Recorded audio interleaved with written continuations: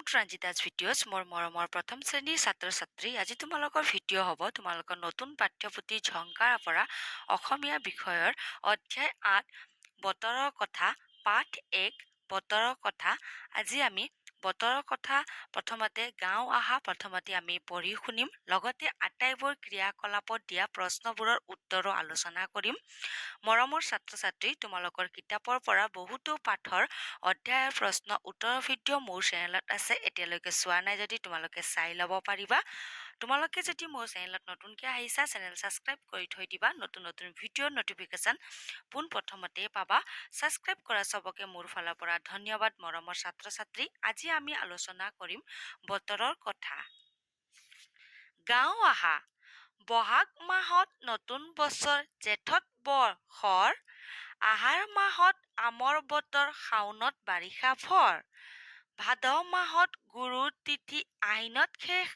বান কাতি মাহত কুঁৱলী পৰে আঘোণত পকে ধান পুহ মাহত বৰ জাৰ পিঠা পনা মাঘত ফাগুন মাহত পচুৱা বতা বছৰৰ শেষ চ'তত তোমালোকে ধুনীয়াকে পঢ়িবা ঠিক আছে মই আৰু এবাৰ মাতি শুনাম বহাগ মাহত নতুন বছৰ জেঠত বৰ আহাৰ মাহত আমৰ বতৰ শাওণত বাৰিষা ভৰ ভাদ মাহত গুৰুৰ তিথি আহিনত শেষ বান কাতি মাহত কুঁৱলী পৰে আঘোণত পকে ধান পুহ মাহত বৰ জাৰ পিঠা পনা মাঘত ফাগুন মাহত পচুৱা বতা বছৰৰ শেষ চ'তত এতিয়া আমি আলোচনা কৰিম আমাক পিছপিনে ক্ৰিয়াকলাপত প্ৰশ্নবোৰ দিয়া থাকে উত্তৰ আলোচনা কৰিম মাহৰ নামবোৰ জানো আহা তোমালোকে অসমীয়া মাহৰ নাম মুখস্থ কৰি থবা বহাগ জেঠ আহাৰ শাওণ ভাদ আহিন কাতি আঘোণ পুহ মাঘ ফাগুন চ'ত তোমালোকেও মুখস্থ কৰিবা ঠিক আছে ইয়াত আমাক দিয়া হৈছে বাওঁফালৰ লগত সোঁফালৰ পৰা শব্দ লগ লগাই লিখো আহা আমাক ইয়াত শব্দ দিয়া হৈছে হয়নে এতিয়া আমি ইয়াত লগ লগাই লিখিম আমৰ বতৰৰ মাহ আহাৰ ঠিক আছে ইয়াত আছে আমি লিখিলো ধান পকা মাহ আঘোণ ইয়াত আছে আমি লিখিলো ফাগুন মাহত পচুৱা বতা ইয়াৰ পৰা লিখিলো পচুৱা ঠিক আছে শাওণ মাহত ভৰ বাৰিষা ইয়াৰ পৰা লিখিলো ঠিক আছে তোমালোকে ধুনীয়াকে লিখিবা কিতাপত লিখিলে কাঠ পেঞ্চিল ব্যৱহাৰ কৰিবা এতিয়া আমি আলোচনা কৰিম ছবি চাই মাহবোৰৰ নাম লিখো আহা ছবি চালা নহয় তোমালোকে দেখিছা নহয় ছবি কি মাহ হয় বহাগ মাহ ইয়াত ছবি চাইছা নহয় কি মাহ হয় আঘোণ মাহ ছবি চাইছা মাঘ মাহ ছবি চালা নহয় ফাগুন মাহ ঠিক আছে তোমালোকে লিখি ল'বা এতিয়া আমি আলোচনা কৰিম ছবি চাই নামৰ প্ৰথম ধ্বনি কওঁ আহা ইয়াত আমাক প্ৰথম ধ্বনি ক'বলৈ দিয়া হৈছে ত ৰি জ দ টকা ঋষি জপ দলং ঠিক আছে মই তোমালোকক পঢ়িয়ে শুনালো ইয়াত এটা কি হ'ল শব্দ হৈ গ'ল ঠিক আছে গাঁও আহা আৰু ত থকা শব্দবোৰত ঘেৰ দিওঁ আহা আমাক ইয়াত গাবলৈও দিয়া হৈছে লগতে ত ক'ত আছে আমি ঘেৰ দিব লাগিব ঠিক আছে প্ৰথমতে গাই শুনিম টকৌ গছত শাৰী শাৰী টুকুৰাৰ বাঁহ বাটত কোনে বজাইছে টুকাৰি শুনোগৈ আহ ইয়াত ত ক'ত আছে ইয়াত আছে টকৌ ঠিক আছে ইয়াত আছে ত টুকুৰাৰ ইয়াত আছে বাটত ইয়াত মাজত ত আছে ইয়াত আছে টুকাৰিত ত আছে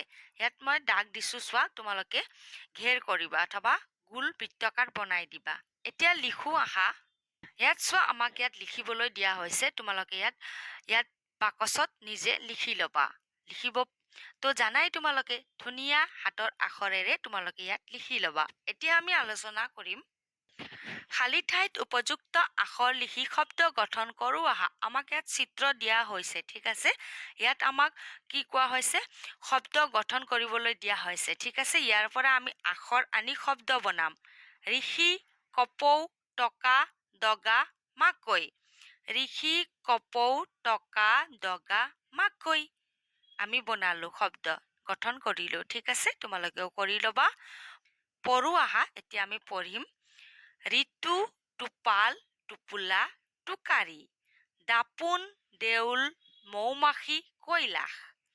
এতিয়া আমাক কি দিয়া হৈছে? সাঁথৰ ভাঙো আহা, আমাক ইয়াত সাঁথৰ দিয়া হৈছে। টুপ টুপ টোপলি, পানী পালে মুকলি, মানে কি হয়? জাল।